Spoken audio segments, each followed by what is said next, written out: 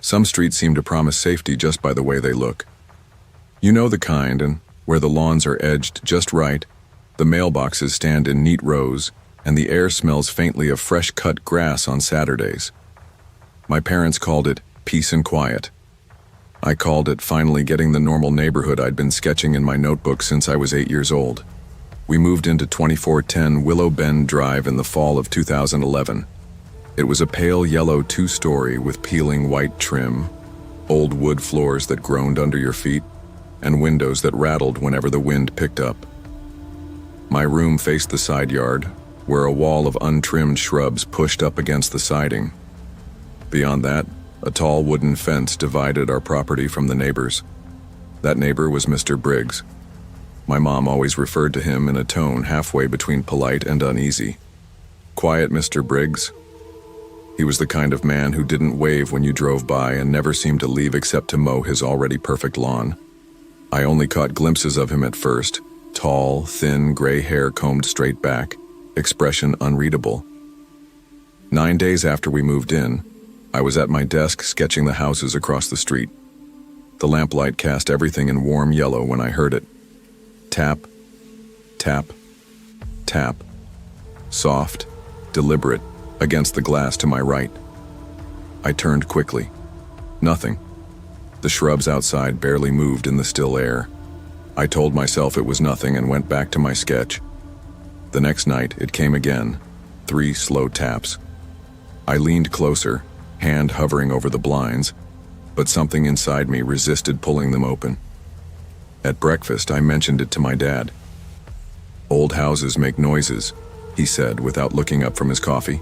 "Shifts." "This wasn't the house," I told him. "It was outside."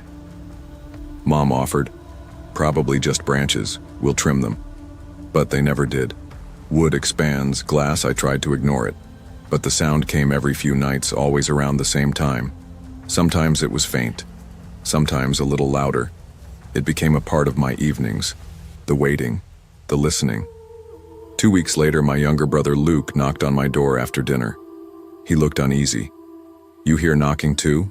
At your window?" "Yeah," I said. "It's at mine now too." That night we sat in my room together, determined to catch whatever was making the sound. At 11:12, there it was. 3 taps, a pause, then a 4th. Slow, measured. We didn't speak. By the time Friday came, it had escalated into a pounding, not frantic, deliberate. Luke shouted from his room, "Cut it out!" Thinking I was playing some kind of joke, I didn't even move from my bed. The next morning, I noticed something under my window. 3 glass marbles and a few smooth white pebbles. We didn't own marbles. Neither did any of the neighborhood kids we'd met. From then on, the air around the house felt different, like something was just barely out of sight. Chapter 2, Luke and I started paying more attention to the fence line. There was a narrow gap between 2 warped boards, just wide enough to see movement if you were sitting on the porch steps. One afternoon after school, we both spotted it, a shadow pacing back and forth in the neighbor's yard. It was Mr. Briggs. He walked slowly, hands clasped behind his back, muttering to himself. Every so often, he'd stop mid-step, lift his head, and stare directly toward the gap in the fence. I tried to pretend I was still focused on my sketchbook, but I could feel his gaze. "Why is he looking at us like that?" Luke whispered. "Don't look back," I told him. That night I brought it up to Mom. She brushed it off. "He's probably just a little eccentric, not everyone's a people person." "But he's watching us," I said. "Ethan, you watch people all the time when you're sketching," she countered. "Anything." Doesn't mean a week later the knocking stopped entirely. Right after our grandfather came to stay for the weekend. Grandpa was a big guy, the kind of man who could fix anything with a hammer and duct tape. He slept in the guest room downstairs, and for the first time in weeks, the nights were quiet. 2 days after he left, the sound came back. Sharper now, faster. Luke and I started sleeping with our blinds closed, but that didn't stop the noise. One night I woke to a faint scratching at the glass. My heart thudded in my ears. The scratching turned into a slow, dragging sound along the wall beneath the window. I sat completely still, barely breathing. Then I saw it in the faint reflection from my desk lamp, the outline of a man's head, not pressed against the glass, but close enough that I knew he was watching. I didn't move, didn't even blink, and then it was gone. The next morning, I told Luke what I saw.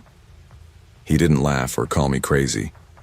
He just nodded slowly and said, "I think he's trying to see inside." I talking about it around Mom and Dad. They didn't want to hear it, and we didn't want to sound paranoid. But we started noticing patterns. The knocks came on certain nights, usually Fridays and Sundays, and almost always between 11 and 1. By February, it wasn't just knocks. Sometimes there'd be a faint rustling in the shrubs, like someone shifting their weight. Once, Luke swore he heard footsteps in the side yard. I told him he must have imagined it, but deep down I knew he hadn't. Then came the night of the rainstorm. The wind was lashing the house, and I thought maybe the weather would drown out the usual noises. Around midnight, I heard a wet thud against the siding, then a dragging sound like something sliding down the wall. I stood at my window trying to work up the nerve to look out. The lightning gave me the answer. For less than a second, the yard lit up, and I saw him. Mr. Briggs was standing in the narrow strip between the fence and the shrubs, soaked to the bone, just staring at my window. The next morning, I told Mom. She frowned but didn't say anything. Dad finally spoke up. "Maybe I'll have a word with him," he said, though it sounded more like a promise he didn't plan to keep. A week later, Luke and I were walking home from school when we passed Mr. Briggs in his driveway. He didn't say anything, but his eyes followed us the whole way down the street. That night, I found another little pile of marbles under my window. I started keeping a flashlight by my bed.